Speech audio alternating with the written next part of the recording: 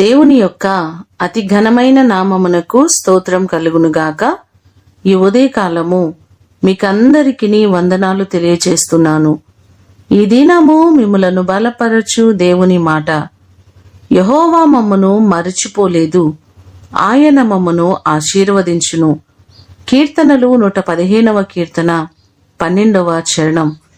కొన్నిసార్లు మనం అనుభవిస్తున్న ఇబ్బందులను బట్టి, అనారోగ్యములను బట్టి, కష్టములను బట్టి, శోధనలను బట్టి మనం అనుకుంటూ ఉంటాం కదా, దేవుడు మర్చిపోయాడా, దేవుడు మమ్మలను విడిచిపెట్టాడా, ఎందుకు మాకు ఈ శ్రమలు, ఎందుకు మాకు అనారోగ్య సమస్యలని అనుకుంటూ ఉంటాం కదా.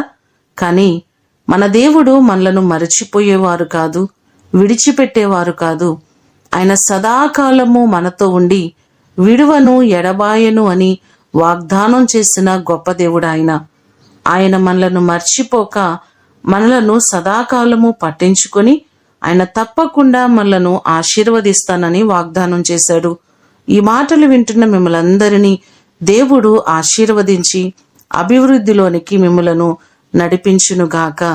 ప్రార్థన చేసుకుందాం.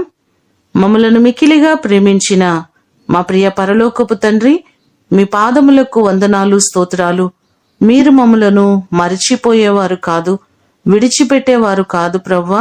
నిరంతరము మాతో పాటు ఉండి మమ్మలను నడిపించే గొప్ప దేవుడవు మీరే. నీ కృప కలిగిన హస్తాలకు మా ప్రియులెల్లరినీ అప్పగిస్తున్నాం.